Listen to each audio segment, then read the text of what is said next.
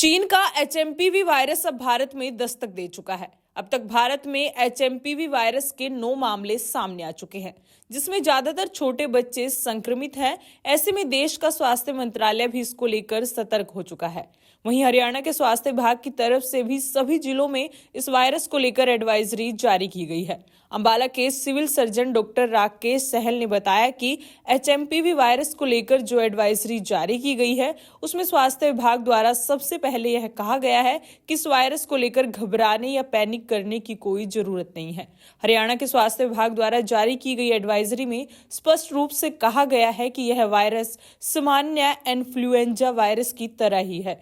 इसमें सामान्य सर्दी, जुकाम जैसे लक्षण देखने को मिलते हैं। लोगों को घबराने की बजाय सतर्कता बरतने और जरूरी सावधानियां अपनाने की सलाह दी गई है।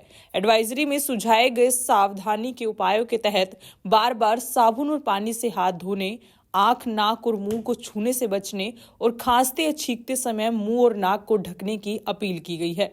साथ ही संक्रमित लोगों से दूरी बनाए रखने की भी सलाह दी गई है। स्वास्थ्य विभाग ने सभी जिलों के अस्पतालों को यह निर्देश दिए हैं कि वे बुखार और सर्दी जुकाम के मरीजों के लिए अलग से व्यवस्था सुनिश्चित करें। ऑक्सीजन सिलेंडर, प्रशिक्षित स्टाफ के साथ साथ पीपीई किट, N95 मास्क और जरूरी दवाओं की उपलब्धता बनाए रखने के निर्देश भी दिए गए हैं।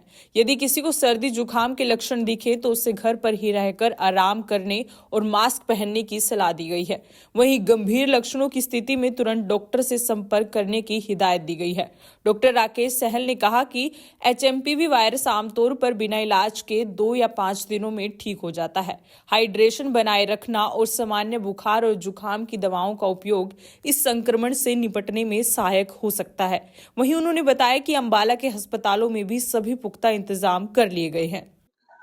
देखिए, एचएमपी वायरस का आपको पता है कि अभी तक यहाँ पे सिचुएशन बिल्कुल कंट्रोल में है, लेकिन फिर भी हमारे मुख्यालय से कल हमें एडवाइजरी मिल गई थी रात को, और उसके अंदर जो है वो काफ़ी सारी हिदायतें उन्होंने दी हैं।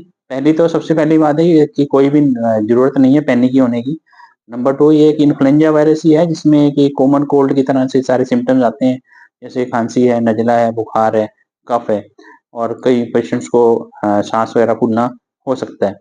ये खांसी से और छींक मारने से क्लोज कॉन्टैक्ट्स में ही फैलती है, और लेकिन ज़्यादातर केसेस, अच्छी बात है कि ज़्यादातर केसेस जो हैं 2 से 5 दिन में ठीक हो जाते हैं, छोटी-सी दवाइयों से और रेस्ट करने से।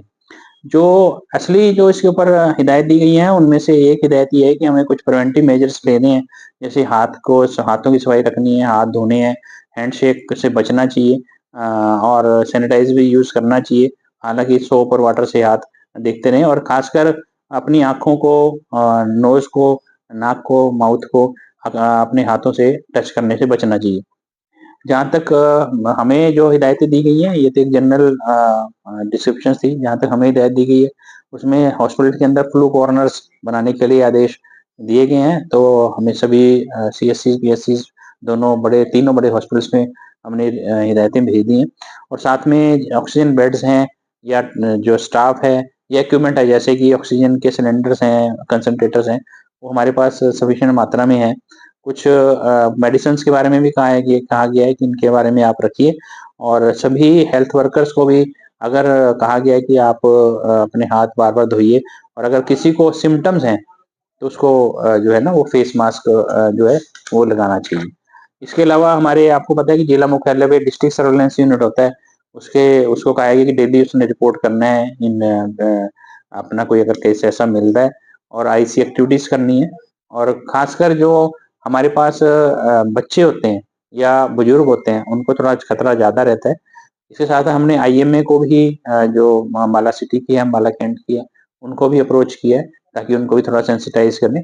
केवल एडमिशन जो है, वो केवल सीरियस केसेस को ही चाहिए होती है। तो एक बार मैं फिर यही कहूँगा कि अभी कोई ज़रूरत नहीं है पैनिक होने की, ऐसा कुछ इधर नहीं है, और अगर ऐसा है तो हम पूरी तरह से तैयार हैं, और हमारे डिपार्टमेंट की तरफ से, गवर्नमेंट की तरफ से जो इंस्ट्रक्शंस समय-समय पे आती है, उनका अक्षर से